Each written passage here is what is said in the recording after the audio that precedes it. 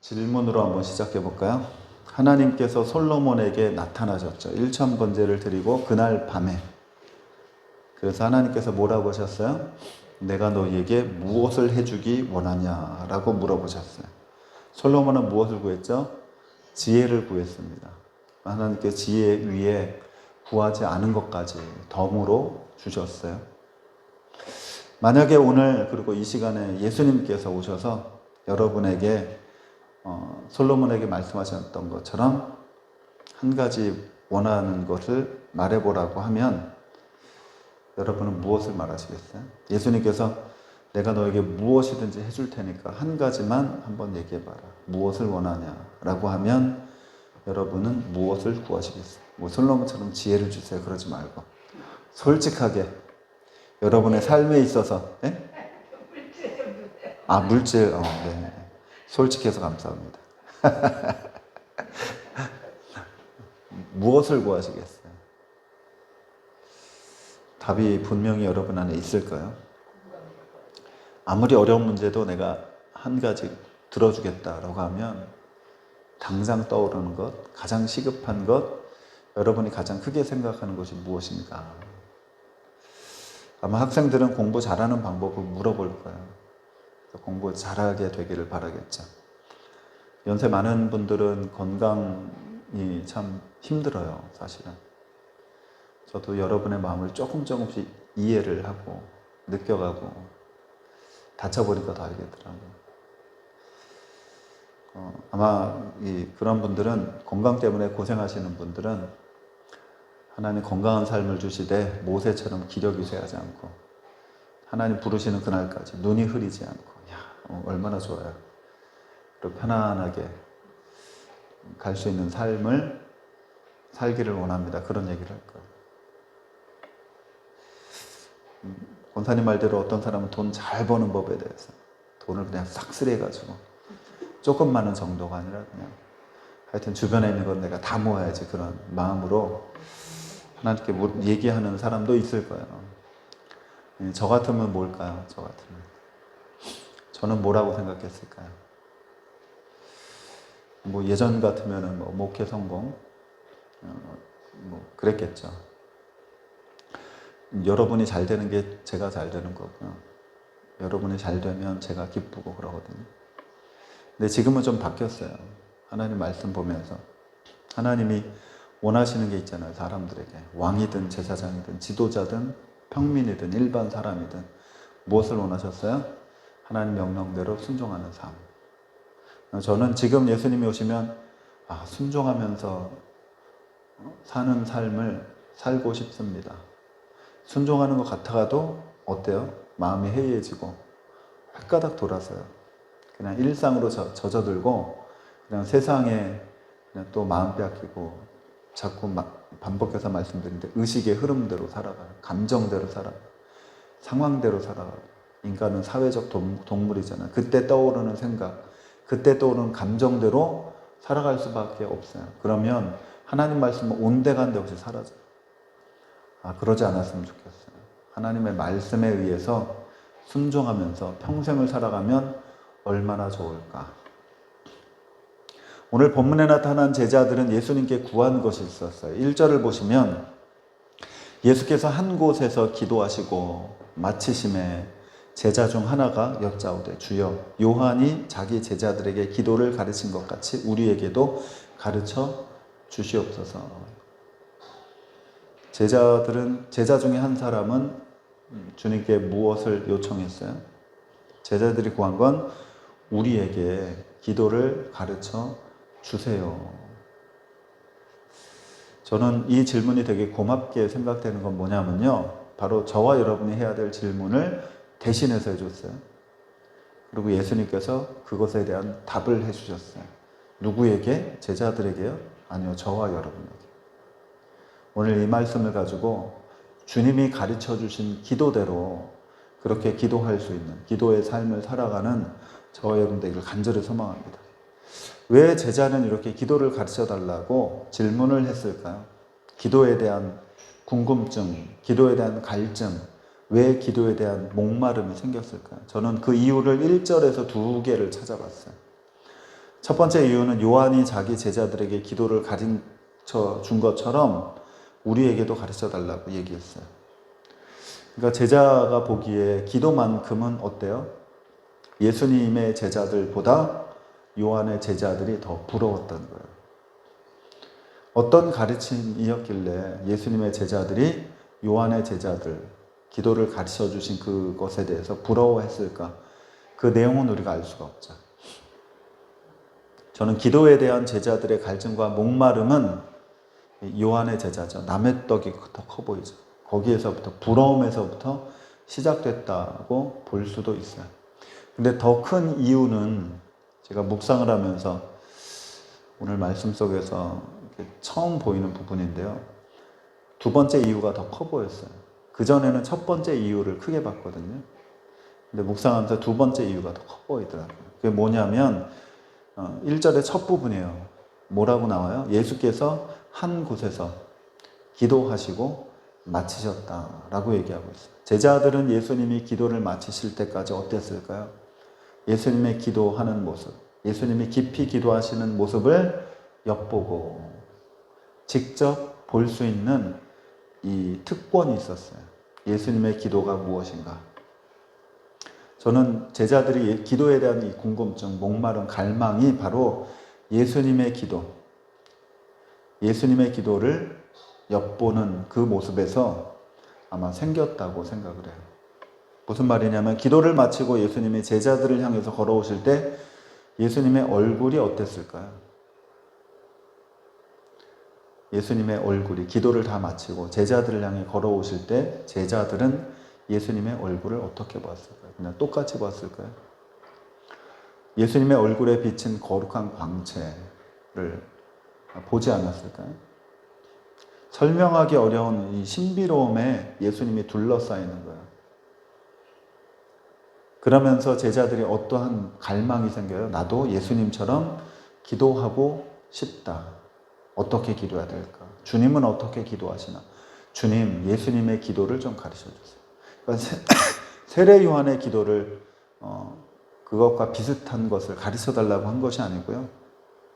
주님이 하고 계신 그 기도, 우리가 깊이 기도하시는 주님의 모습을 보고 주님 안에서는, 내부에서는 어떤 기도를 하시나 그것을 지금 물어본 거죠. 타인의 기도가 아니라 영광스러운 주님의 기도를 배우고 싶다. 여러분, 예수님의 기도를 배우고 싶으세요? 예수님이 한적한 곳에서 습관에 따라 기도하셨는데 그 기도를 배우고 싶으세요? 오늘 이 기도를 통해서 예수님의 기도를 배우는 저와 여러분 되기를 바랍니다. 그리고 그 기도를 드릴 수 있는 분들이 되기를 바랍니다. 저희들도 제자들처럼 평소에 우리도 기도를 참 잘해보고 싶다. 그러한 생각을 하신 일이 있지 않나요?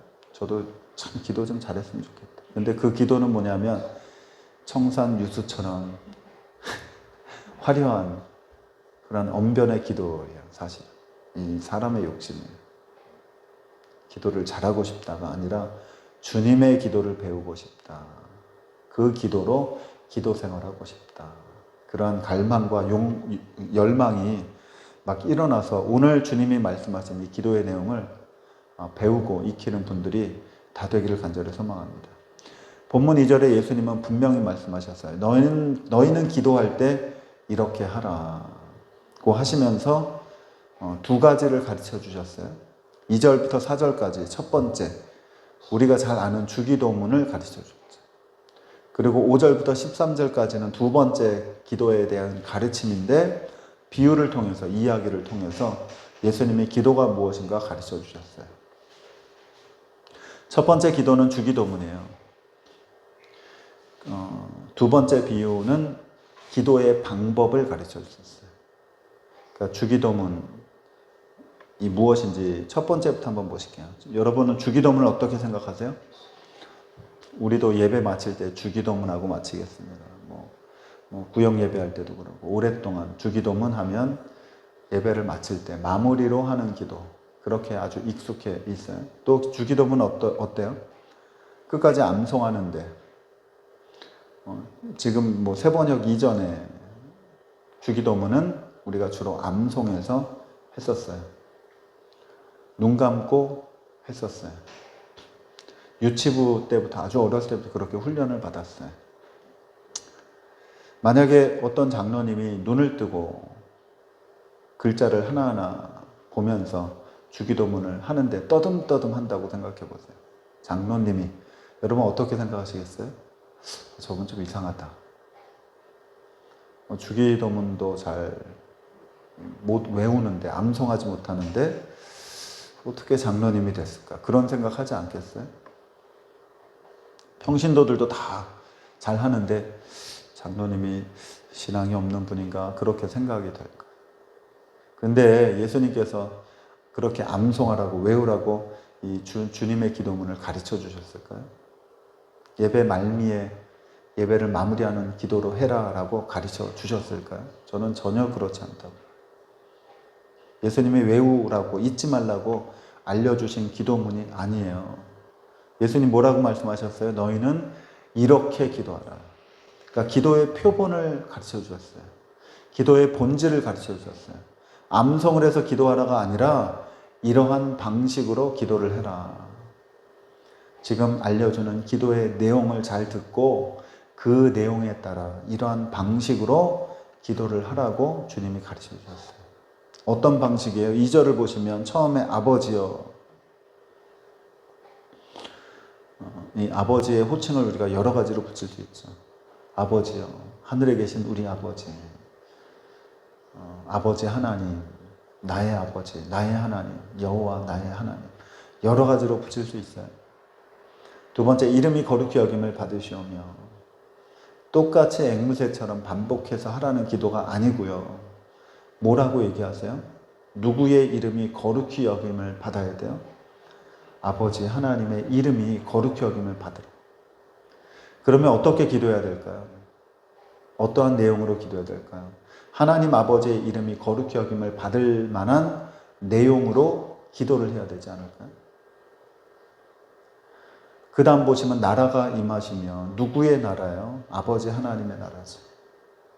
하나님의 나라가 임하도록 우리가 기도해야 되겠죠. 똑같이 토시 하나 틀리지 않고 하라는 기도가 아니고요. 우리의 기도 속에 무엇이 들어가야 돼요? 하나님의 나라가 임하도록 우리가 기도를 해야 된다고 주님 말씀해 주고 계세요. 또 보시면 뜻이 하늘에서 이루어진 것 같이 땅에서도 이루어지이다. 누구의 뜻이에요? 하늘 아버지의 뜻이 이 땅에서 그대로 이루어지기를 원한다는 이 기도를 해라 라고 주님이 말씀해 주셨어요. 기도의 내용을 가지고 해야지 주님이 가르쳐 주신 주기도문 토시 하나 틀리지 않고 앵무새처럼 따라하는 기도가 아니고요. 이 기도의 주체는 하늘 아버지세요. 기도의 주인공은 하나님 아버지세요. 우리가 이렇게 기도하면 어떤 기도가 될까요? 하나님의 이름이 거룩해지도록 기도를 해야 된대요. 어떻게 기도해야 될까요? 하나님 아버지, 아버지의 거룩한 이름을 외치는 성도들이 이 땅에서 많아지게 해주시옵소서. 우리의 필요만 구하는 것이 아니라 하나님의 이름이 높아지도록, 거룩해지도록, 하나님의 이름이 존귀해지도록 사는 사람들이 많아지게 해주시옵소서. 이것이 주님이 가르쳐준 이렇게 기도하라는 내용 아닐까요? 전 세계 기도처소마다 거룩한 아버지의 이름이 높여지는 그러한 일들이 있게 해달라고.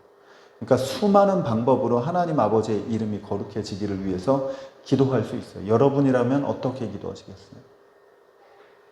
그러니까 우리가 주기도문 할 때 사실은 끊고 기도를 해야 돼요.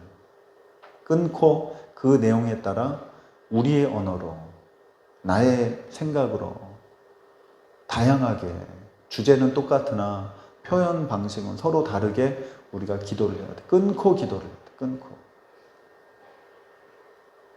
아버지의 나라가 임해달라고 하는 이 내용을 가지고 우리는 어떻게 기도할 수 있을까요? 아버지의 나라가 어디에 임해요? 우리 마음속에 있다고 했잖아요. 각 사람에게 아버지의 나라가 임해서 그 임한 사람들의 삶이 어떤 삶으로 살아요? 천국의 삶을 임하게 해달라고, 살아가게 해달라고 기도할 수 있지 않을까요? 그것이 아버지의 나라가 임하는 것 아닐까요? 또 어떻게 기도해요? 실제로 아버지의 나라가 임할 텐데, 주님이 재림하실 때 임할 텐데 어서 오시옵소서. 내가 아버지의 나라를 기다립니다. 내 마음속에 먼저 이루고, 그리고 우리 가정 가운데 아버지의 나라가 이루어지고, 우리 교회 가운데 이루어지고, 정말로 재림하시는 주님을 만나 이 땅에서 완벽하게 하나님의 통치가 이루어지는 그 나라가 임하게 하소서. 얼마든지 우리가 기도할 수 있죠. 아버지의 뜻이 하늘에서 이룬 것처럼 땅에서도 이루어집니다. 또 어떻게 기도할 수 있을까요? 아버지의 뜻이 이 땅에서 이미 성취가 됐어요. 수많은 것들이. 그리고 그 뜻을 받들어 사는 사람들이 있어요. 여러분이 하나님의 뜻을 받들어서 살아가면 아버지의 뜻이 이 땅 가운데 이루어지는 거죠. 그런데 하나님의 뜻을 거부해요.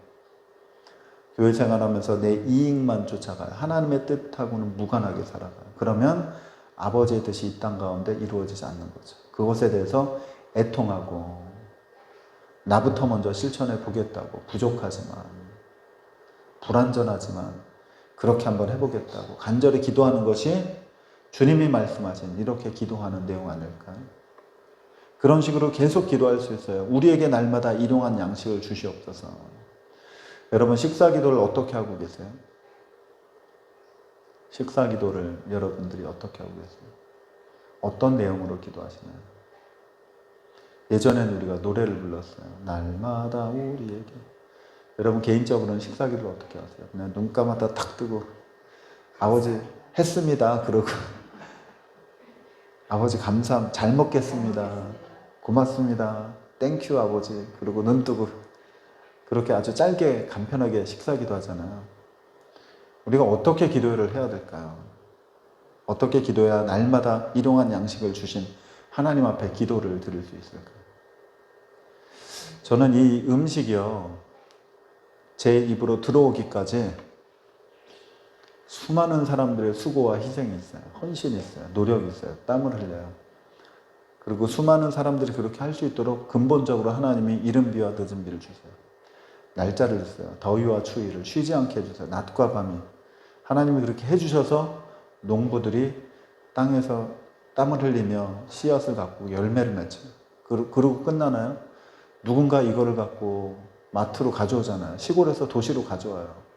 우리가 모르는 그런 사람.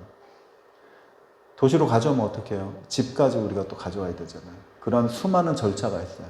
하나님, 여기까지 이 귀한 음식이 식탁 위에 올라오게 하신 것 고맙습니다. 감사합니다. 하나님이 날씨를 그렇게 안 해주시면 우리가 먹을 수도 없고, 김치가 금치가 되고, 그런데 이렇게 안전하게, 그리고 신선하게, 요즘 기술이 좋아져서 이동하는 것도 빨라지고, 이렇게 재배한 곳에서 금방 올라와가지고 정말 싱싱하잖아요. 감사합니다. 이거 정말로 감사함으로 먹겠습니다. 귀한 줄 알고 먹겠습니다. 수많은 사람들의 수고를 입고 내가 먹겠습니다. 감사함으로 먹을 때 건강 주시고 힘 주시고 몸에 있는 질병이 다 떠나가게 하시고, 그렇게 기도할 수 있지 않을까요? 일용할 양식을 위해서 우리가 기도할 때 우리가 음식을 당연히 여기고 기도하는 것이 하나님 감사합니다. 잘 먹겠습니다. 마음만 툭 던지고 그러고 하는 것이 아니라 주님이 이렇게 기도하라고 얼마든지 우리가 기도할 수 있어요. 우리가 우리 죄를 지은 모든 사람을 용서해달라고. 우리가 정말로 타인의 죄를 용서하나요? 용서 못하는 사람 있잖아요. 어떻게 해요? 이 주기도문을 어떻게 기도해요? 여기서 딱 큰일 났어요. 걸렸어요. 마음에 이 응어리지게 상처를 준 수많은 사람들, 용서하지 못하는 수많은 얼굴들. 우리가 우리 죄 지은 사람을 용서하니 우리 죄도 사해달래. 내가 용서하지 못하면 나의 죄도 사함이 없는 거야. 야, 큰일 났구나. 주님 어떻게 하죠? 내 마음이 이렇게 강팍한데, 나 저 사람 용서할 수 없는데 주님 어떻게 하죠? 이 내용 갖고 우리의 현실을 또 기도할 수 있잖아요. 우리를 시험에 들게 하지 마옵소서. 제가 아까도 말했죠. 순종하다가도 시험 들면 넘어져요. 그게 인간이에요. 여러분이라고 뭐 시험이 왔는데 거뜬한 분 계세요? 저라고 뭐 괜찮을 것 같으세요? 얼굴은 하하호호 하지만 마음속으로는 상처받잖아요. 시험에 들게 하지 말아달라고 하나님은 간절히 기도하지. 그러니까 주기도문을 그냥 반복하는 게 중요한 게 아니고요. 그건 정말로 아무것도 아니에요. 뭐 외웠네, 못 외웠네, 장로님이 못 외웠네, 그럴 문제가 아니고요. 이 내용을 갖고 끊어서 내가 이렇게 기도하느냐 안 하느냐, 이 문제예요. 여러분이 한번 주기도문에서 다시 생각해 보시고요. 주기도문 내용 그대로 여러분이 끊어서 한번 그렇게 기도해 보셨으면 좋겠어요. 꼭 한번 그렇게 해보세요. 오늘 해볼까요? 예수님의 기도에 대한 두 번째 가르침이 있어요. 5절에 나오는 이 비유로 시작되죠. 이 기도는요, 기도의 내용을 얘기하는 게 아니에요. 이렇게 기도해라가 아니라 이런 방식으로 기도해라, 이런 방법으로 기도해라 라고 얘기하세요. 5절부터 7절을 보실까요? 5절부터 7절을 보시면 또 이르시되 너희 중에 누가 벗이 있는데 밤중에 그에게 가서 말하기를 벗이여 떡 3덩이를 내게 구워달라. 내 벗이 여행 중에 내게 왔으나 내가 먹을 것이 없노라 하면 그가 안에서 대답하여 이르되 나를 괴롭게 하지 말라. 문이 이미 닫혔고 아이들이 나와 함께 침실에 누웠으니 일어나 내게 줄 수 없노라. 그렇게 말하겠냐고. 다시 말해서 친구가 어떤 사람이 식당을 운영하고 있는데요. 영업시간이 끝났어요. 정리를 깨끗하게 했어요. 이제 문을 걸어 잠그고 퇴근해서 집에 왔어요. 그런데 친구한테 전화가 온 거예요. 내가 꼭 음식을 대접할 사람이 있는데 식당을 다시 열어서 음식을 해줄 수 없겠니? 그러면 여러분 뭐라고 하시겠어요? 야, 미쳤냐?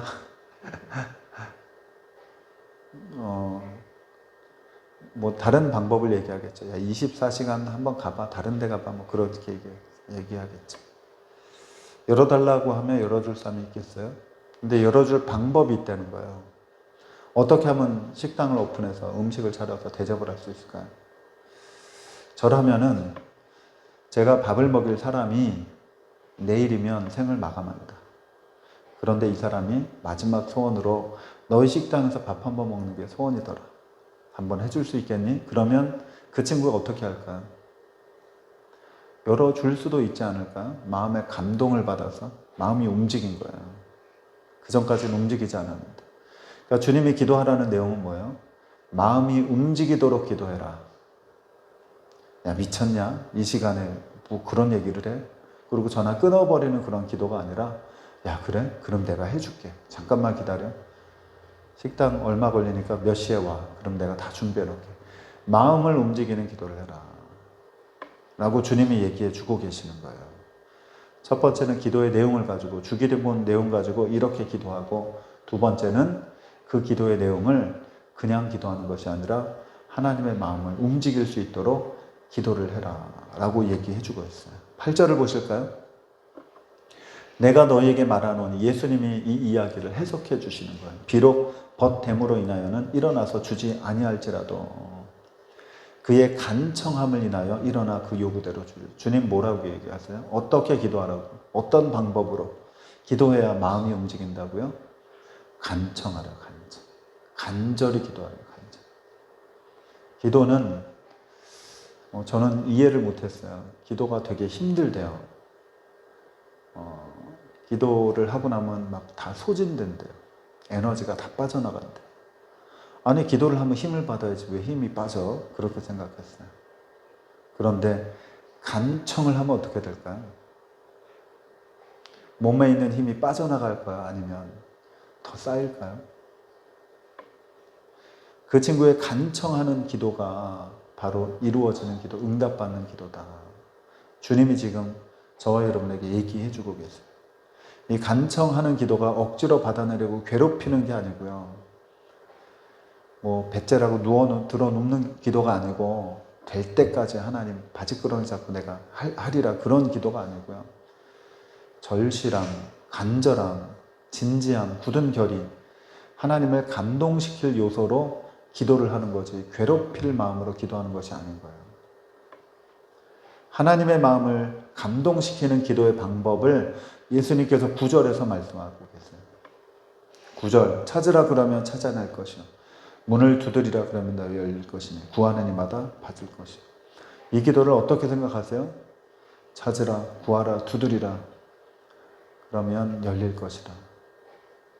찾고 두드리고 구하라는 말 계속해서 지속적으로 반복해서 끝까지 될 때까지.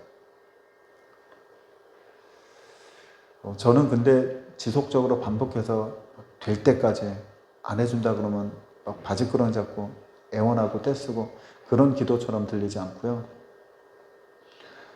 아까 간청하라고 한 것처럼 그렇게 들려요. 물건을 찾을 때 우리가 어떻게 찾아요? 대충대충 설렁설렁 찾나요? 샅샅이 찾잖아요. 그래도 없어요. 또 찾아봐요. 아니 분명 있었는데 왜 없었지? 이거 중요한데, 꼭 필요한데, 지금 필요한데 또 찾고 쓸어보고 이리저리 뒤척이고 샅샅이 두죠. 샅샅이. 찾을 때 대충 찾으면요 있어도 안 보여요. 두드릴 때는 어떻게 두드려야 돼요? 소심하게 두드려야 되나요? 제가 오늘 4층 올라가서 물 샌다고 얘기하려고 갔는데 벨이 없잖아요. 문을 어떻게 두드렸겠어요? 쾅쾅쾅 했을까요? 아니요. 소심하게 떡떡떡 아니나 다를까 아무도 대답을 안 하더라고요. 사람이 없었겠죠. 두드릴 때 어떻게 두드려야 돼요? 대범하게 두드려야 돼요. 그게 간청함이에요. 구할 때는 어떻게 구해야 될까요? 어떻게 구해야 될까요? 간절하려면 어떻게 구해야 되는 거예요? 아주 확신에 차서 의심이 조금 더 들어가면 안 돼요. 뭐 50대 50 될 수도 있고 안 될 수도 있고 한번 해보긴 하자. 그게 아니고요. 확신을 가지고 분명하게 구해야 구해지는 거예요. 찾고 두드리고 구하는 것이 그냥 대충대충 설렁설렁이 아니고 굉장한 힘이 들어가요. 기도할 때 한번 그렇게 해보세요. 주님이 가르쳐 주신 방법이에요. 저는 새벽에 어저께죠. 어제 새벽 말씀 보고 좀 많이 놀랐는데요. 예레미야 31장 20절에 에브라임은 나의 사랑하는 아들, 기뻐하는 자식이 아니냐. 내가 그를 책망하여 말할 때마다 깊이 생각하노라. 그러므로 그를 위하여 내 창자가 들끓으리니 내가 반드시 그를 불쌍히 여기리라. 여호와의 말씀입니다. 하나님 뭐라고 말씀하세요? 하나님이 사랑하는 이스라엘에게 책망할 때 그때마다 깊이 생각하고 책망할 때마다 하나님의 창자가 들끓는데 하나님은 우리를 보실 때 그러시는데 안타까워하시는데 아이고 찾고 구하고 두드리면 간청하면 되는데 그러지 못하고 그 앞에서 뒤돌아서는 모습을 보고 하나님은 어떻게 생각하세요? 안타까워서 창자가 막 벌렁벌렁거리는. 하나님은 그러시는데 우리는 어때요? 기도할 때 창자가 들끓도록 기도하나요? 창조주가 그러시는데 피조물을 향해서 피조물이 창조주를 향해서 이 주객이 거꾸로 되지 않았나요? 우리가 간청해야 되는데 하나님은 꿈쩍하지 않아도 창자가 들끓도록 모든 에너지를 다 소진해서 해야 되는데 우리는 어떻게 기도해요? 아주 우아하게 기도해요. 간절하지 않아요. 마음 간절해요.